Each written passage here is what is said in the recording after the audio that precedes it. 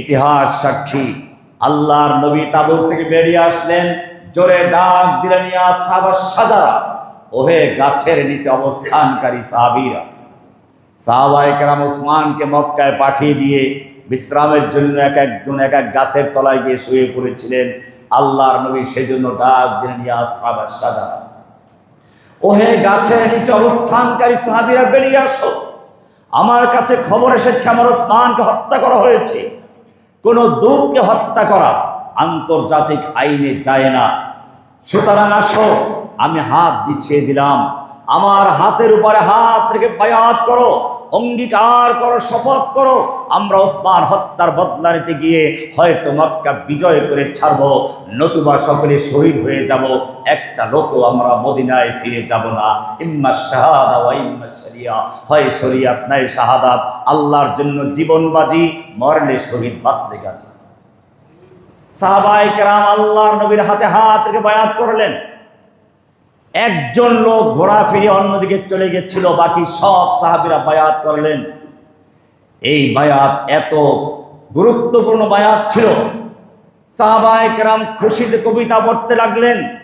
নাহনুল্লাযীনা বায়াউ মুহাম্মাদা আলাল জিহাদ মা বাকিনা আবাদা, আমরা সে জাতি যারা নবী মুহাম্মাদের হাতে হাত রেখে বায়াত করেছি, আমাদের দেহের সঙ্গে যতক্ষণ পর্যন্ত রূহ থাকবে আমরা যুদ্ধ চালিয়ে যাব, আমাদের জীবন আমাদের মরণ আল্লাহর জন্য। ইন্না সালাতি ওয়া নুসুকি ওয়া মাহইয়ায়া ওয়া মামাতি লিল্লাহি রাব্বিল আলামিন। এই বায়াতের খবর মক্কায় পৌঁছে গেল, এই বায়াতের খবর মক্কায় চলে গেল, দিল্লি পর্যন্ত পৌঁছে গেছে। মাঝে মধ্যে দিল্লি এরকম গুজব ছড়ায়, এটা মক্কার কাফেরদের রীতি, পরীক্ষা করে সবাই এক আছে কিনা। আল্লাহ সুবহানাহু ওয়া তাআলা মক্কার কাফেরদের মনের ভিতরে যখন এই খবর মতো করে যায় ভয় ঢুকিয়ে দিলেন। এবারে চুক্তি করার জন্য তারা প্রস্তাব নিয়ে আসলো। চুক্তি হলো, যদিও বাহ্যিকভাবে সব ধারাগুলো ছিল ইসলামের বিরুদ্ধে, মুসলিমদের বিপক্ষে, কিন্তু আল্লাহ সুবহানাহু ওয়া তাআলা এই চুক্তিকে উদ্দেশ্য করে অনেকগুলো আয়াত নাজিল করেছেন।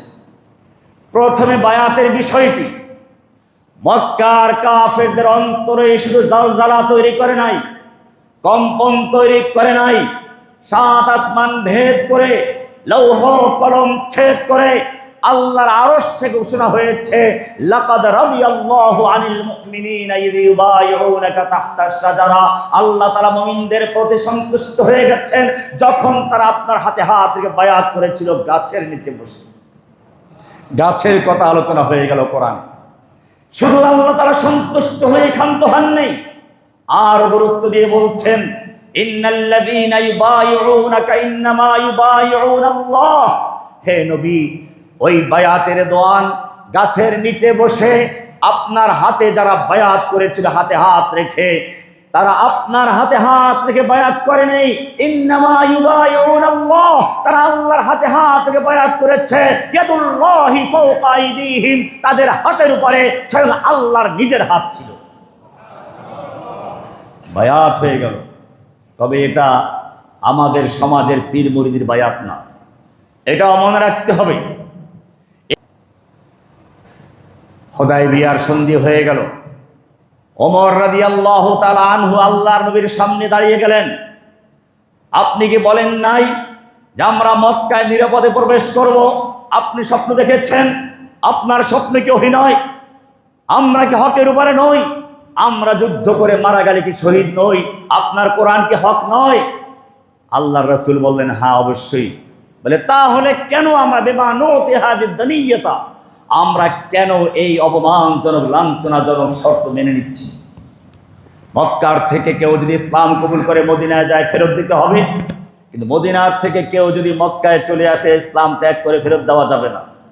আগামী বছর উমরা করেন, বছর পারবেন না, ফেরত যাবেন।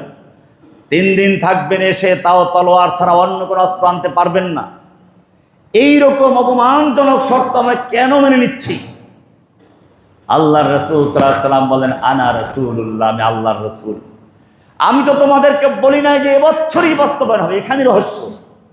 আমি স্বপ্ন থেকে দেখেছি মক্কায় প্রবেশ করব, নিরাপদেই প্রবেশ করব, তবে তা যে এবছরই বাস্তবায়ন হবে তা তো বলা হয় নাই। আল্লাহর মঞ্জুর এবছর ছিল না, সেজন্য এবছর আমাদের ফেরত দিতে হবে। কিন্তু এর মধ্যে কল্যাণ আছে ঠিকই। আল্লাহর নবী যখন এখান থেকে ফেরত যাচ্ছেন, পথিমধ্যে আয়াত নাযিল হয়ে গেল, ইন্না ফাতাহনা লাকা ফাতহাম মুবিনা।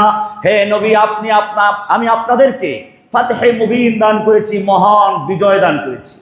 এটার নাম বিজয়, এটার নাম বিজয়। সব শর্তগুলো আমাদের বিরুদ্ধে, আল্লাহ তাআলা দেখালেন ঠিকই বিজয়। এই মক্কার এই হুদায়বিয়ার সন্ধির পর থেকে মুসলমানদের স্বীকৃতি পাওয়া গেল, তারাও একটা শক্তি। মক্কার কাফেররা চুক্তি করতে বাধ্য হয়েছে। এই চুক্তির পর থেকে মক্কার আশপাশের শক্তিগুলো ইচ্ছে করলে মুসলমানদের সাথে চুক্তিবদ্ধ হচ্ছে, ইচ্ছে করলে কাফেরদের সঙ্গে চুক্তিবদ্ধ হচ্ছে।